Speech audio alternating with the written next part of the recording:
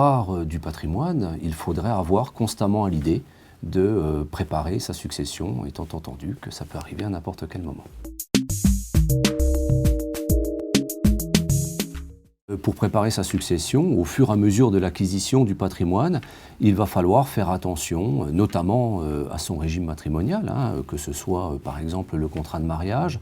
que ce soit les accessoires qui y sont liés, je pense notamment, et ce n'est pas exhaustif, à la donation au dernier vivant. Et puis au fur et à mesure où l'âge va avancer, où le patrimoine va grandir, en tout cas je l'espère, eh bien on pourra penser aux libéralités, c'est-à-dire s'en aller devant le notaire pour préparer notamment ce qui pourra être un testament. Mon conseil, ce serait finalement de se laisser conseiller, parce qu'au fur et à mesure où l'acquisition du patrimoine va se mettre en route, eh bien, il va être nécessaire d'avoir quasiment systématiquement en tête ce qui se passerait en cas de succession. Donc, évidemment, il y a un équilibre du patrimoine qui est à respecter, des choses qui nécessairement feront partie de ce qu'on appelle la masse successorale et éventuellement taxées aux yeux de la loi, mais à minima,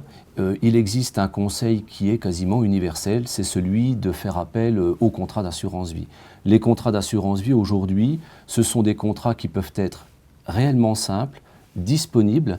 tout comme une partie de votre patrimoine, tout en présentant tout de même un avantage indéniable, c'est celui de sa transmission hors partage successoral. J'entends par là que l'on peut désigner librement les bénéficiaires de son contrat, et hors droit de succession dès lors que l'on respecte la réglementation en vigueur.